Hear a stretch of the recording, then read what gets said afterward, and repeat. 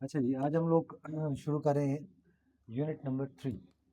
Unit number 3 में federal board की जो बुक है, इसमें शुरू की कुछ टॉपिक्स जो हैं वो फॉर्मेटिव है, वो हम लोग नहीं करेंगे। ठीक है, यूनिट नंबर 3 का नाम है ट्रांसलेटरी मोशन।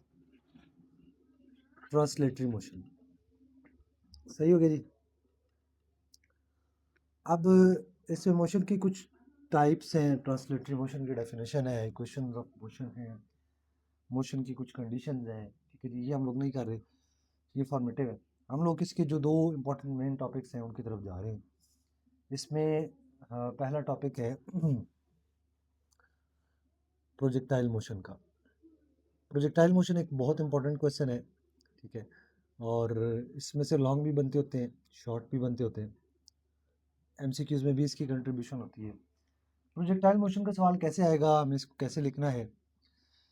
प्रोजेक्टाइल मोशन का पहले तो लॉन्ग क्वेश्चन आता है, तो पहला क्वेश्चन ये आ सकता है कि calculate the velocity of projection. ठीक है, आप वेलोसिटी ऑफ प्रोजेक्शन कैलकुलेट करेंगे तो आपने इसके दो केसेस हैं हमारी बुक में। दोनों केसेस के लिए हम कुछ चीज़ें जनरल पढ़ रहे हैं जो हम दोनों केसेस में शामिल करेंगे। सबसे पहले प्रोजेक्टाइल मोशन की डेफिनेशन करेंगे। डेफिनेशन क्या है कि ये टू डायमेंशनल मोशन है, two dimensional motion of a body, two dimensional motion of a body under constant acceleration due to gravity, under constant acceleration due to gravity. सही हो गया जी। अच्छा, टू डायमेंशनल मोशन का क्या मतलब हुआ? टू डायमेंशनल मोशन का मतलब है कि बॉडी एक्स एक्सिस के अलॉन्ग भी ट्रेवल कर रही है और वाई एक्सिस के अलॉन्ग भी ट्रेवल कर रही है, और एक्स एक्सिस की जो क्वांटिटीज़ हैं या वाई एक्सिस की जो क्वांटिटीज़ हैं ये एक दूसरे पर डिपेंड नहीं करती, इंडिपेंडेंट है। Two dimensional motion under constant acceleration due to gravity, value of g constant है। ठीक है, वैल्यू ऑफ जी चेंज नहीं होती, कई बुक्स इसको लिखती हैं near the surface of earth, उसका भी मतलब यही है। तो सबसे पहले हम ये डेफिनेशन लिखेंगे कि ये टू डायमेंशनल मोशन है under constant acceleration due to gravity, और फिर इसके एग्जांपल्स लिखेंगे। ठीक है जी, एग्जांपल्स में पहली एग्जांपल जो है वो है अ football kicked at certain angle, a football kicked at certain angle with horizontal. ठीक है, जब आप फुटबॉल को एक सर्टेन एंगल पर किक करते हैं हॉरिजॉन्टल के साथ, एक्स एक्सिस के साथ, तो वो टू डायमेंशनल मोशन में होता है, एक्स एक्सिस पे भी ट्रैवल करता है, वाई एक्सिस पे भी ट्रैवल करता है, तो ये एक प्रोजेक्टाइल है। ठीक है, ये प्रोजेक्टाइल मोशन है ये। फिर इसकी दूसरी एग्जांपल है a shell fired from cannon. ठीक है जी, a shell fired from cannon. ठीक है जी, कैनन से फायर किएगा शेल, इसी तरीके से तोप से फायर किएगा गोला। फिर a ball thrown from certain height, a ball thrown from certain height. ठीक है जी, सर्टेन हाइट से जो बॉल थ्रो की जाती है, ठीक है, वो भी एक प्रोजेक्टाइल मोशन में होती है। सही है जी। अब प्रोजेक्टाइल मोशन की कुछ टर्मिनोलॉजीज हैं। हम प्रोजेक्टाइल किसको बोलते हैं? प्रोजेक्टाइल वो बॉडी होती है जो प्रोजेक्टाइल मोशन में होती है, प्रोजेक्टाइल मोशन को परफॉर्म कर रही होती है, बॉडी इन प्रोजेक्टाइल मोशन। ठीक है, प्रोजेक्टाइल मोशन में जो बॉडी होती है वो कहलाती है प्रोजेक्टाइल। जैसे यहाँ पर फुटबॉल एक प्रोजेक्टाइल है, यहाँ पर शेल एक प्रोजेक्टाइल है, यहाँ पर बॉल एक प्रोजेक्टाइल है, और ट्रैजेक्टरी, जिस पाथ के ऊपर प्रोजेक्टाइल मूव कर रहा होता है वो कहलाती है ट्रैजेक्टरी। ठीक है जी, पाथ ऑफ प्रोजेक्टाइल। ठीक है, path of projectile that is called trajectory. सही हो गया जी। प्रोजेक्टाइल जिस पाथ पे मूव कर रहा होता है वो कहलाती है ट्रैजेक्टरी। सही हो गया जी। अब हम चलते हैं कुछ एजम्पशंस की तरफ, ठीक है, जो हम प्रोजेक्टाइल के दोनों केसेस में यूज करेंगे। इसमें इसको हम आइडियल प्रोजेक्टाइल के नाम से पढ़ लेते हैं कि ये आइडियल प्रोजेक्टाइल मोशन है। ठीक है, इसमें हमें क्या क्या चीज़ें लिखनी है आइडियल प्रोजेक्टाइल मोशन में? सबसे पहली चीज़ आइडियल प्रोजेक्टाइल में हमने ये डिस्कस करनी है कि जो प्रोजेक्टाइल मोशन है ना, इसमें कोई भी अपोजिट फोर्स एक्ट नहीं कर रही। All opposing forces are neglected. All opposing forces कौन कौन सी हैं? For example air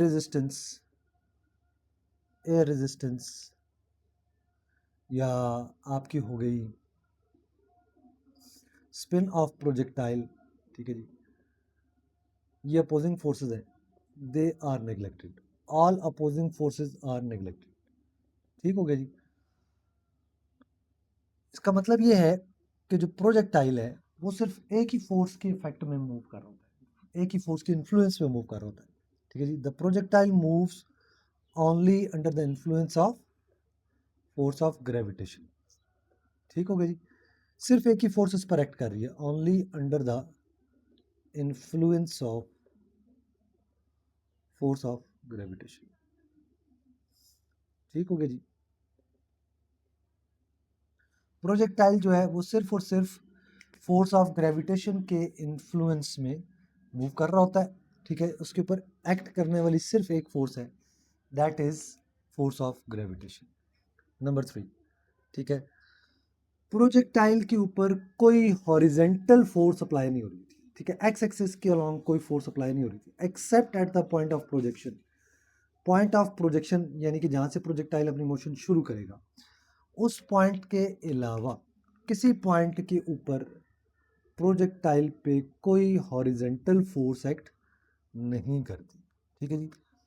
no horizontal force acts on the projectile, acts on the projectile. ठीक है जी। प्रोजेक्टाइल के ऊपर कोई हॉरिजेंटल फोर्स एक्ट नहीं करती accept at the point of projection. Point of projection के अलावा उसके ऊपर कहीं पर कोई हॉरिजेंटल फोर्स एक्ट नहीं करती। ठीक हो गया जी। हॉरिजेंटल फोर्स मतलब एक्स एक्सिस के अलॉन्ग जो फोर्स है। अब क्योंकि हॉरिजेंटल फोर्स एक्ट नहीं करती, तो इसलिए horizontal component of velocity constant रहता है। The horizontal component of velocity remains constant. The horizontal component of velocity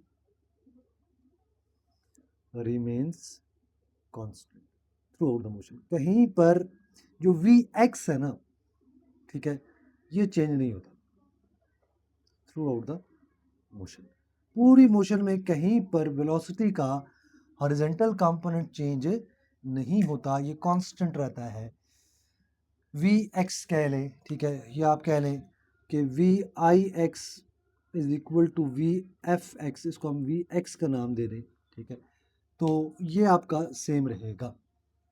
जब horizontal component of velocity constant रहे, तो इसका मतलब ये है कि हॉरिजेंटल कंपोनेंट ऑफ एक्सेलरेशन क्या होगा? जीरो। ठीक है, the horizontal component of acceleration will be zero, क्योंकि वेलोसिटी चेंज नहीं हो रही ना। जब वेलोसिटी चेंज ना हो तो एक्सेलरेशन भी नहीं होता। The horizontal component of acceleration is zero. ठीक हो गया जी। ए एक्स क्या हो गया? जीरो। ठीक हो गया। इसके बाद vertical component of velocity will change. ठीक है जी। The vertical component of velocity will change, क्योंकि वर्टिकल डायरेक्शन में फोर्स अप्लाई हो रही होगी। ठीक है जी, that is force of gravitation, due to force of gravitation.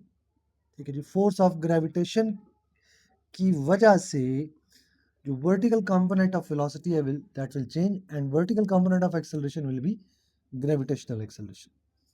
The vertical component of acceleration will be gravitational acceleration. ठीक हो गया जी। एक्सेलरेशन का वर्टिकल कंपोनेंट होगा ग्रेविटेशनल एक्सेलरेशन जी। ठीक हो गया। ये कुछ जनरल चीज़ें हैं, ठीक है, जो हमने प्रोजेक्टाइल के दोनों केसेस में डिस्कस करनी है। अगर हमारे पास आ जाए question, calculate the velocity of projection of a projectile, ठीक है, आगे वो कोई और केस मेंशन कर दे, तो उसमें आपने ये सारी चीज़ें लिखनी है। अब नेक्स्ट वीडियो में हम लोग वो दोनों केसेस डिस्कस कर लें।